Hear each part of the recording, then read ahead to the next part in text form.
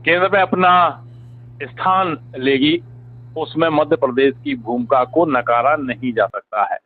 29 में से 29 सीटें जीतने वाला और देने वाला राज्य मध्य प्रदेश बन चुका है।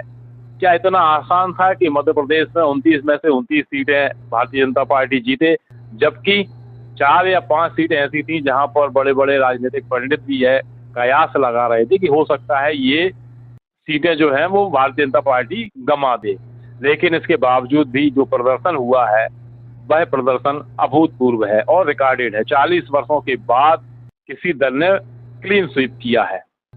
और इसके साथ साथ एक और बड़ी बात यह है कि ये तय हो चुका है कि मध्य प्रदेश के सबसे बड़े लीडर आज भी शिवराज सिंह चौहान है। टेक्निकली तौर पर अगर देखें तो शंकर लालवानी को जरूर सबसे ज्यादा मत मिले हैं, लेकिन वहां पर जो कांग्रेस के प्रत्याशी थे अक्षय क्रांति बम, उनको एक तरीके से भारतीय जनता पार्टी ने मैदान से ही हटा दिया था, यानी कि एक तरफा पूरा मामला था।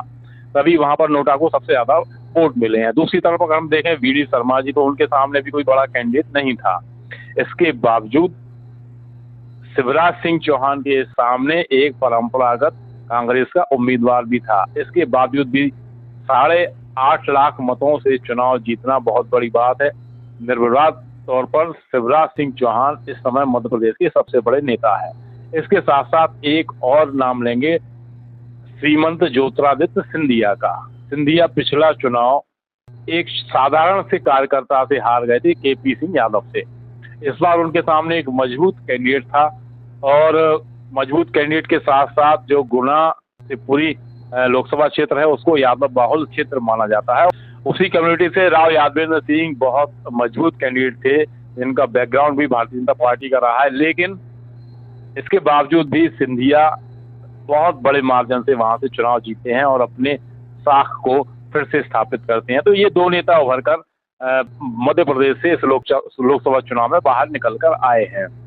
लेकिन यहाँ पर पूर्व गृह मंत्री डॉक्टर नरोत्तम मिश्रा का नाम लेना भी बहुत आवश्यक है, क्योंकि इसके पहले भारतीय जनता पार्टी के संगठन ने किसी भी चुनाव में न्यू ज्वाइनिंग कमेटी जैसा कोई अलग से प्रकल्प तैयार नहीं किया था। इस चुनाव में किया और उसकी बागडोर 2020 में जिन्होंने मध्य प्रदेश में कांग्रेस की सरकार हटाकर और भारतीय जनता पार्टी की सरकार बनाने का काम किया था, ऐसे डॉक्टर नरोत्तम मिश्रा को सौंपी।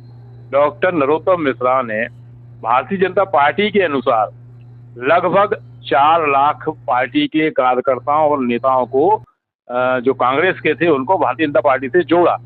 इसमें कुछ सिटिंग विधायक भी रहे जो छिंदवाड़ा से थे। उसके साथ साथ दीपक सक्सेना जैसा बड़ा चेहरा और बड़ा नाम कांग्रेस का, जिनको एक तरीके से कमलनाथ का सबसे नजदीकी माना जाता था, उनको और उनके लड़के को, उनके बेटे को, दोनों को भारतीय जनता पार्टी से जोड़ा और तब संभव हुआ कि आज 29 में से 29 सीटें भारतीय जनता पार्टी के पास हैं। तो इस तरह की बहुत सारी रणनीतियां भाजपा को मध्य प्रदेश में विजय दिलाने में सहायक हुई और उसको कामयाब किया। अब देखना यह है कि केंद्र में जो मोदी की सरकार बनेगी उसमें हमारे शिवराज सिंह चौहान की क्या भूमिका रहती है। अगर सूत्रों की माने तो 3 भूमिकाओं में से 3 मंत्रालयों में से एक उनको दिया जा सकता है। सबसे ज्यादा उनका पसंदीदा है महिला बाल विकास मंत्रालय, ये उन्हें मिल सकता है, क्योंकि जिस तरह से उनका जुड़ाव लाडली बहना के हिसाब से महिलाओं से एकदम से हुआ है और वो बहुत पॉपुलर है। इसके साथ साथ दूसरा जो मंत्रालय है वो कृषि मंत्रालय हो सकता है, क्योंकि कृषि मंत्रालय के फेलियर से ही पंजाब, हरियाणा और उत्तर प्रदेश में पार्टी को नुकसान हुआ है। पंजाब में भी, यहाँ पंजाब का भी नाम हम दे सकते हैं। इसके साथ उनको मानव संसाधन विकास मंत्रालय भी दिया जा सकता है। गोल्ड मेडलिस्ट हैं फिलॉसफी में और बहुत अच्छे विचारक भी हैं, तो उनको ये मंत्रालय भी दिया जा सकता है, जिससे कि उच्च शिक्षा और प्राथमिक शिक्षा सभी में एक तरीके से कोई क्रांतिकारी बदलाव हो। एक और भूमिका उनकी तय हो सकती है राष्ट्रीय अध्यक्ष की, लेकिन वो अभी दूर की कौड़ी है। लेकिन ये 3 विभाग ऐसे हैं जिनमें से एक ना एक शिवराज सिंह चौहान के पास जरूर होगा, क्योंकि मोदी ने कहा भी था, मोदी जी ने जब वो यहाँ पर आए थे मध्य प्रदेश में एक जनसभा में, कि अब शिवराज सिंह दिल्ली जाएंगे और उनकी भूमिका दिल्ली में तय होगी।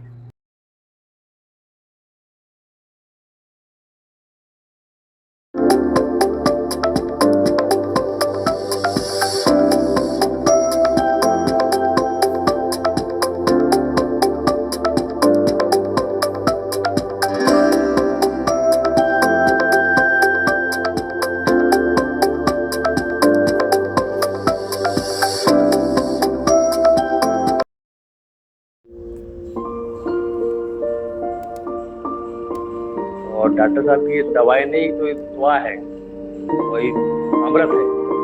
डॉक्टर साहब के यहाँ आने के बाद पूर्ण संतुष्ट हूँ। डॉक्टर मेरा परामर्श शुल्क जो 300 रुपये हुआ करता था वो मैंने कुछ दिन पहले ही 200 रुपये रखा हुआ है, और एक संकल्प लिया था कि दतिया की जनता की सेवा करना है, तो प्रति माह के अंतिम रविवार को एक निःशुल्क स्वास्थ्य शिविर में लगाने जा रहा हूँ।